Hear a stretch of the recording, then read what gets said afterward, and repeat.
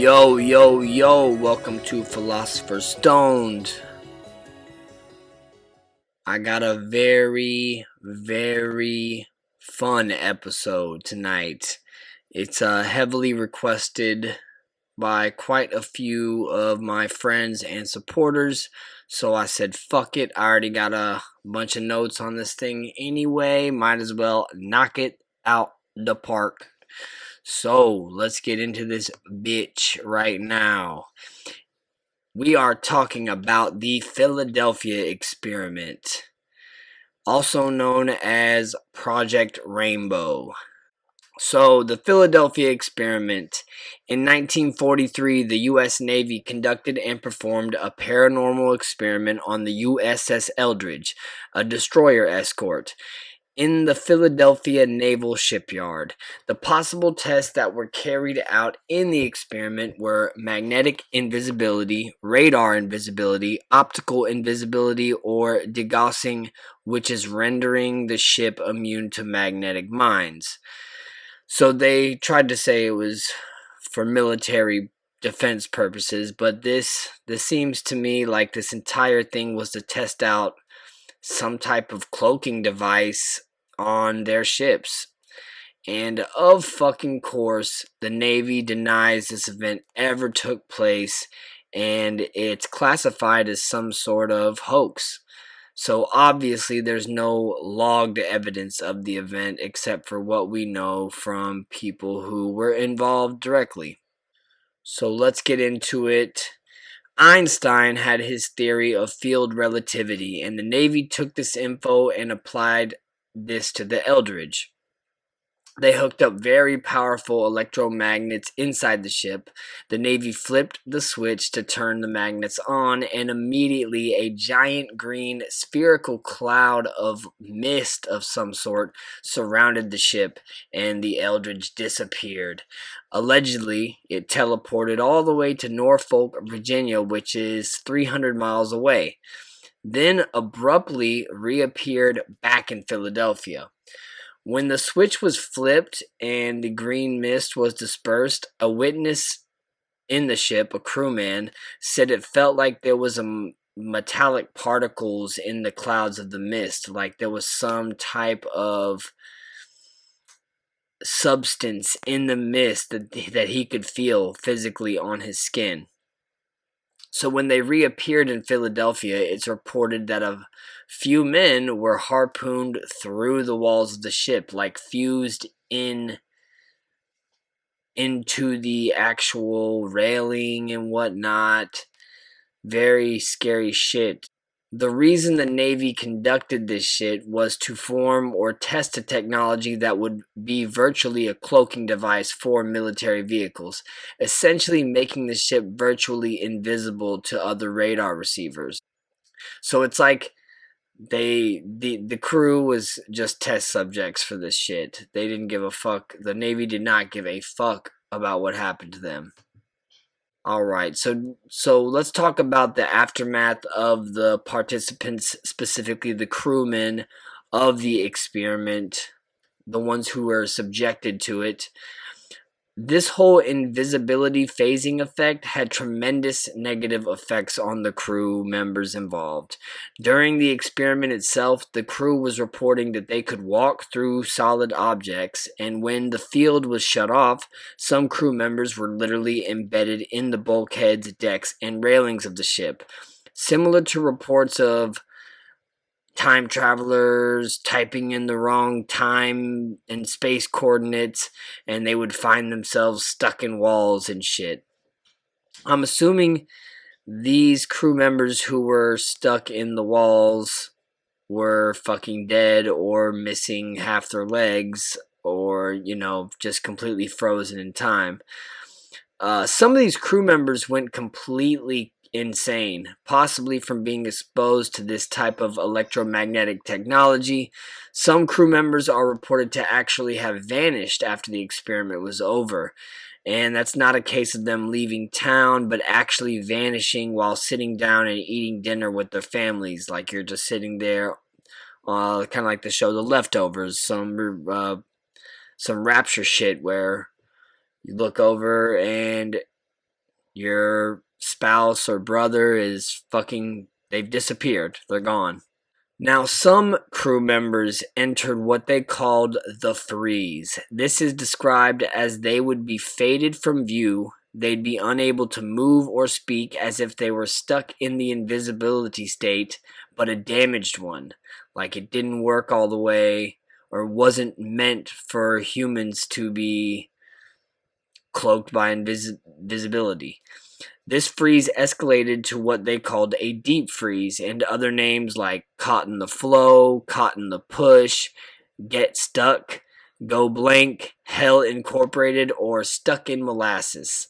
This deep freeze would drive the victim insane rather quickly, and the other crew members would try to snap the victims out of it using a technique called laying on of hands, where they would physically put their hands on the frozen crew member. Even though this was said to snap the victim out of the deep freeze, unfortunately, the victim would straight up burst into flames after coming out of the freeze. Like a couple minutes later, after coming out of it, they'd fucking combust into flames, and they would burn for approximately 18 days. The flames were immune to water to quench and extinguish the fire, so they're just fucking burning. I don't know why a bunch of crew members would make this shit up and stick with the story years after. There is a report from a guy named Carlos Allende, whose real name is like fucking Carl or something, and he, I think, discredited a lot of this shit with his story. I think he claimed to be there. I don't know. You'd have to look it up. I didn't really pay attention to him because he's full of shit. Here's the juicy part. Because you gotta have a juicy part to this, you know. Let's talk about the aliens from Zeta's involvement.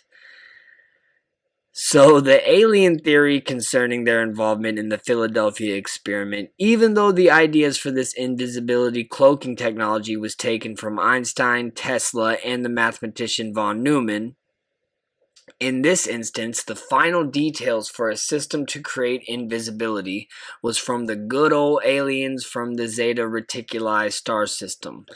Apparently, the Zetas provided the hidden technology that could create a wormhole or a tear in space-time, giving the Navy ship the ability to teleport or initially disappear. The Zeta's reason for interfering and assisting with the unknown tech was due to the magnetic cycles that occur every 20 years, in which a magnetic peak allowed easier transit across certain dimensional bands of frequencies. So basically creating magnetic windows in space-time for them to travel back and forth. So there was an ulterior motive for the Zetas helping. Now, the Zetas we're talking about are the Zeta Gray Regalians from the star system Regal in Orion. I guess I made a mistake up there and said they were from Reticuli. Who knows where all these Zeta Greys come from. Their involvement was apparently stemming from their own agenda, like I stated before. They needed to create this dimensional window to bring a fleet of spacecrafts on their pathway to the Phantom Matrix. This wormhole was a vortex that interconnected dimensions and timelines. This violation of the harmonic balance between the planets and the sun caused increasing sun flares between 1943 and 1972. Astronomers were alarmed by this and predicted an explosion on the sun by about 1972, with the possibility of decimating all life on Earth. So that's everything. That's just a giant sun blast that would fucking set the earth on fire and we'd all burn alive. Thank you, Zeta fucking alien gray dickheads. Fortunately, the Syrian Council of the Guardian Alliance intervened and somehow saved Earth. So we got the good aliens on our side, and that sums up what I know about the Philadelphia experiment. And I know I got a little space scientific there with the physics and whatnot, and I'm not necessarily saying I understand everything about what I just said, but hopefully you can make your own decision on whether or not this was a hoax or if this really happened. I tend to believe that this happened. There was some type of technology experiment gone wrong, and the Navy is to blame. And the fact that they say it's a hoax and I mean, how easy is it to sweep this shit under the rug when you're the fucking Navy? You know, how easy is it? I mean, fuck them. That's what I say. Fuck the Navy. God damn it. Thank you for watching Philosopher's Stoned.